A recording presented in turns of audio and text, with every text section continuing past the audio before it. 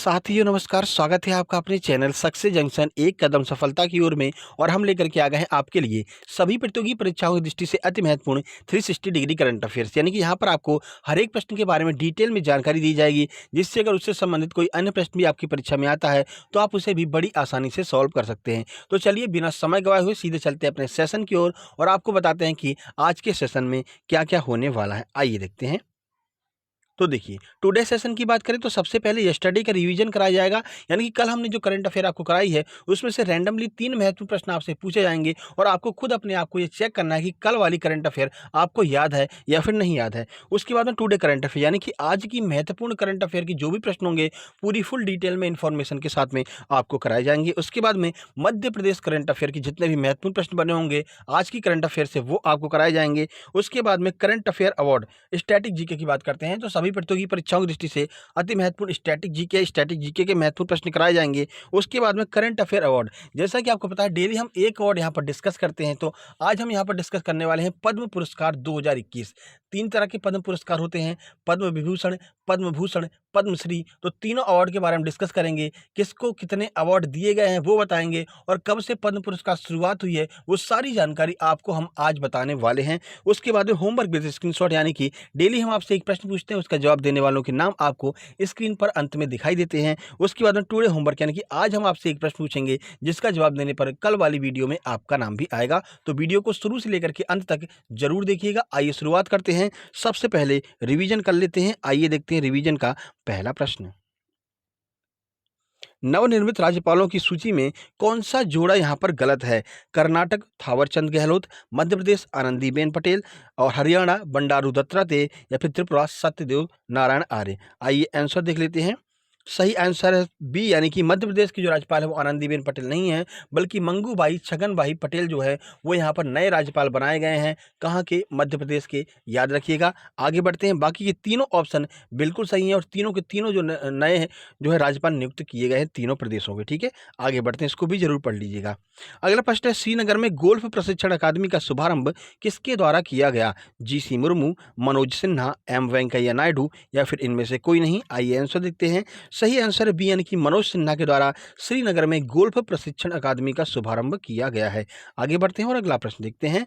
दरबार मूव परंपरा का संबंध किस राज्य से है? तो ऑप्शन है जम्मू कश्मीर, ऑप्शन बी है Uttar Pradesh, option C Tamil Nadu, option D है उत्तराखंड। आइए आंसर देखते हैं। सही आंसर है ए, यानी कि जम्मू कश्मीर से संबंधित है दरबार मूव परंपरा। और इस परंपरा को अभी हाल ही में रोक दिया गया है। 149 वर्ष पुरानी इस परंपरा को रोक दिया गया है। ठीक है, तो ये आपका रिवीजन हो गया। आइए शुरुआत करते हैं, आगे बढ़ते हैं और देखते हैं 8 जुलाई 2021 टुडे करंट अफेयर, महत्वपूर्ण करंट अफेयर। आइए देखते हैं पहला प्रश्न। एक भारतीय अभिनेता के रूप में सबसे अधिक पुरस्कार जीतने का गिनीज वर्ल्ड रिकॉर्ड्स किसके नाम पर है? धर्मेंद्र देओल, दिलीप कुमार, परेश रावल या फिर अमिताभ बच्चन। आइए आंसर देखते हैं। सही आंसर है बी, यानी कि दिलीप कुमार के नाम में है सबसे ज्यादा पुरस्कार जीतने का गिनीज वर्ल्ड रिकॉर्ड। अब दिलीप कुमार हमारे लिए महत्वपूर्ण क्यों है, आइए आपको बताते हैं। देखिए, तो महान अभिनेता दिलीप कुमार का 6 जुलाई 2021 को निधन हो गया है। उनकी कुछ प्रसिद्ध फिल्में हैं देवदास, मुगले आजम, गंगा जमुना, राम और श्याम, नया दौर, मधुमती, क्रांति। इन सारी फिल्मों को याद रखिएगा क्योंकि इनमें से कोई ना कोई फिल्म यहाँ पर पूछी जा सकती है आपसे परीक्षाओं में। तो अभिनेता दिलीप कुमार का भी हाल ही में निधन हो गया है। दिलीप कुमार को एक भारतीय अभिनेता द्वारा सबसे अधिक पुरस्कार जीतने के लिए गिनीज वर्ल्ड रिकॉर्ड में सूचीबद्ध किया गया है। सबसे ज्यादा अवार्ड जो है वो दिलीप कुमार ने ही जीते थे, राष्ट्रीय एवं अंतर्राष्ट्रीय अवार्ड। उन्हें 1994 में दादा साहब फाल्के पुरस्कार और 2015 में पद्म विभूषण पुरस्कार से सम्मानित किया गया था। तो याद रखिएगा, 1994 का दादा साहब पुरस्कार किसको दिया गया? तो दादा साहब फाल्के पुरस्कार दिलीप कुमार जी को दिया गया। 2015 में इन्हें पद्म विभूषण से सम्मानित किया गया था। दोनों प्रश्न आपके लिए अति महत्वपूर्ण है आगामी परीक्षाओं की दृष्टि से। आगे बढ़ते हैं और अगला प्रश्न देखते हैं। तो चेरी का पहला शिपमेंट किस देश को निर्यात किया गया है? अमेरिका, ब्रिटेन, दुबई या फिर सिंगापुर। चलिए आंसर देख लेते हैं। सही आंसर है सी, यानी कि दुबई को चेरी का पहला शिपमेंट यहाँ पर निर्यात किया गया है। अब ये कहाँ की चेरी को निर्यात किया गया है, आइए देखते हैं। तो कश्मीर घाटी से मिस्री किस्म की चेरी का पहला वाणिज्यिक शिपमेंट श्रीनगर से दुबई को निर्यात किया गया है। ठीक है, कुछ दिनों पहले जर्दालू आमों को भी निर्यात किया गया था और इस बार यहाँ से जो है चेरी को निर्यात किया गया है। चेरी जो है प्रसिद्ध है कहाँ की, श्रीनगर की, यानी जम्मू कश्मीर की चेरी प्रसिद्ध है और इसे अभी हाल ही में निर्यात किया गया है। कृषि और प्रसंस्करण खाद्य उत्पाद निर्यात विकास प्राधिकरण APEDA ने शिपमेंट में सहायता की है। तो APEDA का फुल फॉर्म याद रखिएगा, कृषि और प्रसंस्करण खाद्य उत्पाद निर्यात विकास प्राधिकरण, इसका फुल फॉर्म हो जाएगा। यह चेरी की 4 किस्में डबल, मखमली, मिस्री और इटली का उत्पादन करता है। चारों किस्मों को भी आपको याद रखना है, क्योंकि हो सकता है इनमें से 4 ऑप्शन में से कोई 3 ऑप्शन आपको दे दिया जाए और आपसे बोला जाए कि जम्मू कश्मीर की चेरी की इनमें से कौन सी किस्म नहीं है, तो जो चौथा ऑप्शन होगा वो आपका आंसर हो जाएगा। तो 4 प्रकार की इसमें किस्म जो है उगाई जाती हैं जम्मू कश्मीर में चेरी की। ठीक है, चलिए आगे बढ़ते हैं और अगला प्रश्न देखते हैं। प्रोजेक्ट बोल्ड परियोजना का शुभारंभ किसके द्वारा किया गया है? खादी एवं ग्रामोद्योग आयोग, वित्त आयोग, महिला आयोग या फिर इनमें से कोई नहीं? चलिए आंसर देख लेते हैं किसका है प्रोजेक्ट बोल्ड। सही आंसर है ए, यानी कि खादी एवं ग्रामोद्योग आयोग का जो है एक प्रकार का परियोजना है जो है बोल्ड। आइए देखते हैं इस परियोजना के बारे में कुछ महत्वपूर्ण जानकारी। तो खादी और ग्रामोद्योग आयोग ने राजस्थान के उदयपुर में bamboo oasis on lands in crowd bolt नामक एक परियोजना की शुरुआत की है। तो बोल्ट का फुल फॉर्म क्या हो जाएगा, तो याद रखिएगा bamboo oasis on lands in drought नाम की जो परियोजना है, इसका जो है ये फुल फॉर्म हो जाएगा आपका बोल्ट का। तो आपको ये भी याद रखना है। इस परियोजना का उद्देश्य आदिवासी लोगों की आय को बढ़ाना है। ठीक है, तो आदिवासी लोगों को बोला जाएगा कि अधिक से अधिक बम्बू यानी कि बांस का उत्पादन कीजिए, जिससे कि आपकी आय बढ़ेगी। परियोजना के तहत बांस की विशेष प्रजातियों के 5000 पौधे यहाँ पर लगाए जाएंगे। इसके साथ ही KYIC ने एक ही स्थान पर एक दिन में सर्वाधिक संख्या में बांस के पौधे रोपने का विश्व रिकॉर्ड भी बना दिया है। तो KYIC को याद रखिएगा। KYIC की फुल फॉर्म क्या हो जाएगी? खादी और ग्राम उद्योग आयोग, ये KYIC की फुल फॉर्म हो जाएगी, याद रखिएगा। इन्होंने अभी हाल ही में एक दिन में सर्वाधिक संख्या में बांस के पौधे रोपने का विश्व रिकॉर्ड बना दिया गया है। ठीक है, चलिए आगे बढ़ते हैं और अगला प्रश्न देखते हैं। अभी हाल ही में खादी पेंट के ब्रांड एम्बेसडर के रूप में किसे नियुक्त किया गया है? M वेंकैया नायडू, नितिन गडकरी, नरेंद्र मोदी, पीयूष गोयल? आइए आंसर देख लेते हैं। सही आंसर बी, यानी कि नितिन गडकरी को यहाँ अभी हाल ही में खादी पेंट के ब्रांड एम्बेसडर के रूप में नियुक्त किया गया है। चलिए कुछ जानकारी आपको इस प्रश्न के बारे में देते हैं, देखिए। तो सूक्ष्म एवं लघु उद्यम मंत्री MSME मंत्री नितिन गडकरी खादी प्राकृतिक पेंट के ब्रांड एम्बेसडर बन गए हैं। ठीक है, तो किस विभाग के मंत्री हैं, तो ये भी याद रखिएगा। सूक्ष्म लघु और मध्यम उद्यम यानी कि MSME मंत्री हैं कौन? नितिन गडकरी। ठीक है, यह गाय के गोबर से बना भारत का पहला और एकमात्र पेंट है, यानी कि जो गाय का गोबर होता है उससे यहाँ पर पेंट का निर्माण किया जा रहा है और ये भारत का पहला और विश्व का एकमात्र पेंट है जो गाय के गोबर से निर्मित किया जा रहा है। ठीक है, उन्होंने 6 जुलाई 2021 को जयपुर में इस पेंट की स्वचालित निर्माण इकाई का भी उद्घाटन किया है। तो ये प्रश्न भी महत्वपूर्ण बनेगा, कहाँ पर गोबर से पेंट बनाने की स्वचालित इकाई का निर्माण किया गया है, तो याद रखिएगा जयपुर राजस्थान में इसका जो है निर्माण किया गया है। 6 जुलाई 2021 को इसका उद्घाटन नितिन गडकरी जी के द्वारा किया गया। वर्तमान में पेंट का दैनिक उत्पादन 500 लीटर है, जो बढ़कर 1000 लीटर प्रतिदिन हो जाएगा। ठीक है, तो अभी क्या हो रहा है, अभी 500 लीटर यहाँ पर उत्पादन किया जा रहा है इस पेंट का, जो आगे चल करके 1000 लीटर में परिवर्तित कर दिया जाएगा। आगे बढ़ते हैं। हाल ही में जारी की गई पुस्तक ऑपरेशन खुखरी के लेखक कौन है? बहुत महत्वपूर्ण यह पुस्तक है। इसके लेखक का नाम आपको जरूर याद रखना है, पूछा जा सकता है परीक्षाओं में।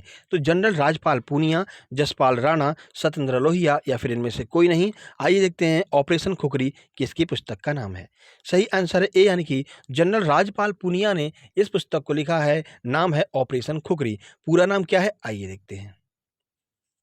तो मेजर जनरल राजपाल पूनिया की पुस्तक operation Khukri the untold story of Indian armies का विमोचन 15 जुलाई 2021 को किया गया। तो किताब का नाम याद रखिएगा और लेखक का नाम याद रखिएगा। मेजर जनरल राजपाल पूनिया ने इसको लिखा है। ठीक है, यह 200 से अधिक भारतीय शांति सैनिकों के भारतीय सेना की सफल बचाव अभियान की कहानी है, जिन्हें वर्ष 2000 में संयुक्त राष्ट्र द्वारा वहाँ की सरकार की मदद के लिए सिएरा लियोन भेजा गया था। तो भारतीय सैनिकों को संयुक्त राष्ट्र संघ यानी UNO के द्वारा सिएरा लियोन में भेजा गया था और वहाँ पर फतह करके आए थे भारतीय सैनिक सन 2000 में। तो उनकी जो पूरी कहानी है, किस तरह से कार्यभार वहाँ पर किया, किस तरह से उन्होंने लोगों को संभाला, लोगों को समझाया, वो सारी जो चीज़ें हैं वो यहाँ पर इस किताब में बताई गई हैं। 13 जुलाई 2021 को ऑपरेशन की 21वीं वर्षगांठ है, इसी के अवसर पर इस पुस्तक का विमोचन किया गया है। ठीक है, चलिए आगे बढ़ते हैं और अगला प्रश्न देखते हैं। तो किस ई कॉमर्स भुगतान कंपनी ने अभी हाल ही में पोस्ट पैड मिनी नाम से भुगतान पेमेंट ऐप लॉन्च किया है? तो याद रखिएगा, पोस्ट पैड मिनी किसका भुगतान पेमेंट ऐप है? आइए देखते हैं। गूगल पे, अमेजॉन पे, फोन पे या फिर पेटीएम। आंसर की बात करते हैं, सही आंसर है डी, यानी कि पेटीएम की भुगतान प्रणाली है जिसका नाम रखा गया है पोस्ट पेड मिनी। ठीक है, आइए पूरी जानकारी आपको देते हैं इस पोस्ट पेड मिनी के बारे में। तो पेटीएम में क्रेडिट के लिए नए लोगों के बीच वहनीयता को बढ़ाने के लिए आदित्य बिरला फाइनेंस लिमिटेड के साथ साझेदारी में पोस्ट पेड मिनी लॉन्च किया है, जो कि बाय नाउ पे लेटर का एक विस्तार है। बाय नाउ पे लेटर क्या होता है? तो देखिए, बाय नाउ का मतलब है अभी खरीद लीजिए, पे लेटर यानी कि बाद में पे कर देना। ठीक है, तो ये यहाँ पर एक तरह का पेमेंट भुगतान का ऐप यहाँ पर लॉन्च किया गया है जिसका नाम है पोस्ट पेड मिनी। ठीक है, यह छोटे छोटे तत्कालीन उपयोगकर्ताओं को लचीलापन देंगे और उन्हें घरेलू खर्चों से प्रबंधित करने में मदद करेंगे। यह रुपये 250 से 1000 तक के ऋण तक पहुंच प्रदान करेगा, यानी कि 1000 रुपये तक के ऋण आप ले सकते हो पोस्ट पेड मिनी में। यानी कि अभी कोई चीज़ खरीद लीजिए, पेटीएम के माध्यम से पेमेंट कर दीजिए और बाद में आप इसका भुगतान अपने पेटीएम पेमेंट में कर देना। ठीक है, कुल मिलाकर के यह शुरू किया गया है किसके द्वारा? पेटीएम के द्वारा पोस्ट पेड मिनी को चालू किया गया है। आगे बढ़ते हैं। तो यहाँ से शुरू होती है आपकी 8 जुलाई 2021 महत्वपूर्ण मध्य प्रदेश के करंट अफेयर के प्रश्न। आइए देखते हैं पहला प्रश्न।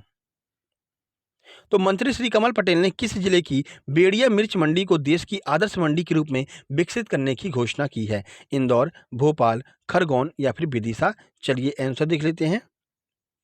सही आंसर है सी, यानी कि खरगोन की मिर्च मंडी है जिसे यहाँ पर देश की आदर्श मंडी के रूप में विकसित करने की घोषणा की गई है। आइए कुछ जानकारी आपको देते हैं।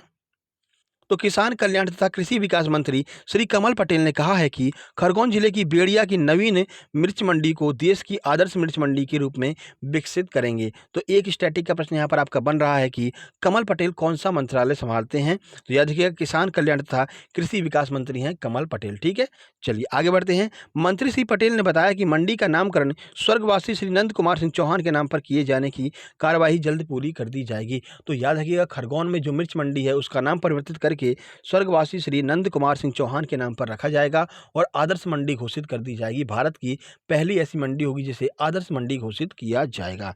चलिए आगे बढ़ते हैं और अगला प्रश्न देखते हैं।